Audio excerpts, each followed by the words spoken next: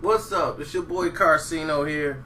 And now that we look at this whole thing unfolding and I didn't think this was big news. But everybody was like, man, you gotta talk about Martin Shkreli, man.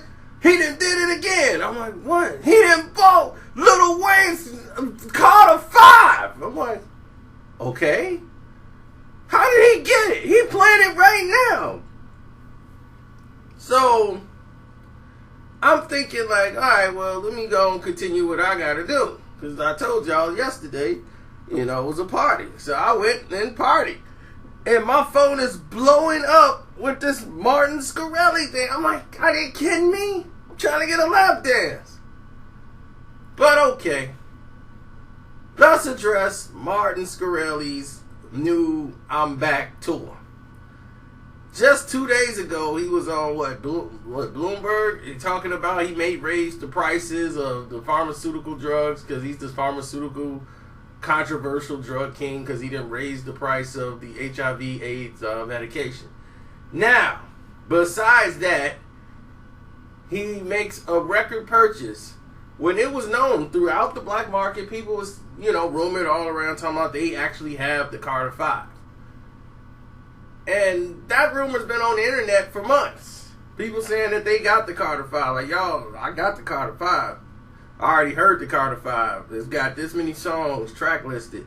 And this and that. Lil Wayne, I don't think was as protective of the Carter 5 until after it became a problem when they didn't want to pay him for the Carter 5.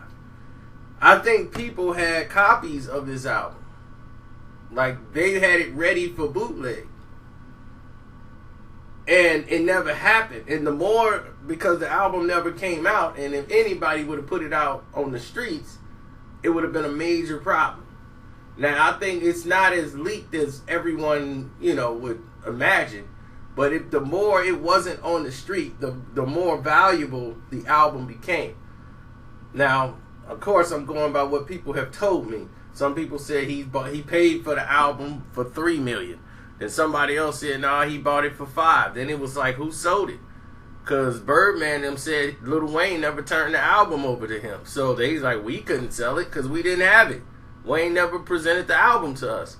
So while they're going through this lawsuit that's worth over $50 million, which is all contingent on this album, basically, that's being held up. His advance, $10 million advance money and everything else that they owed him in back pay is holding up this album.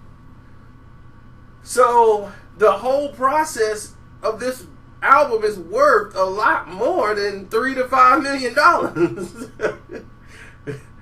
So, and from what I'm hearing, Wayne is saying like it was some of his best work when they were talking about the album, and he wants the people to be able to hear it.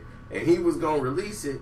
But Wayne, at this time, during that whole process, was getting messed up, and having seizures. And who knows where his music is. Wayne probably don't remember anything. He probably had a seizure, just totally forgot everything about what didn't happen. Like, he don't even probably remember how it got gone. They asked him about it. He was like, I didn't sell it to him. I don't know how he got that album. I really don't. They're like, you didn't sell it to him? No. But that is the Carter 5. I'm listening to it right now. I remember recording that record for the Carter 5. So, I don't know if he bought a series of songs that they saying was the Carter 5, or he bought the album that was the Carter 5. But it sounds like he purchased it on the black market. Here is the problem that Mr. Shkreli's going to face. He's going to probably be sued, but he hasn't released anything for commercial release. But for him playing that little snippet, he may be fined. And he might have to answer questions as they're going to do an investigation as to how he came into possession of this album. Now, he can't release it commercially. He can't make money off of it. He can't do anything with this CD. All he could do is say that he has it. But he might have to pay a fine because it's really owned by UMG, Universal Music Group, and Cash Money records by law. So if he has this material, even if it was for a couple of seconds or just a couple of songs, they might find a way to hit him with a lawsuit.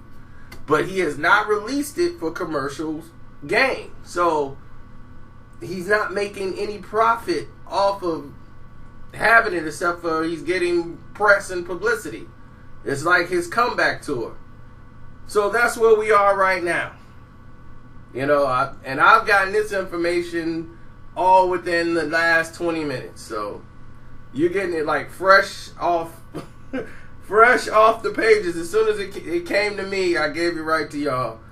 Because I could have gotten this last night, but like I said, party, singles, lap dances, buddy's house, frat party, Masons, Phi Beta Sigmas, all of them all down there kicking it. Black fraternities, just getting down. Some of the world's greatest strippers all coming together to show love. It was great night. Great night. Had a lot of fun. That's it. That's all.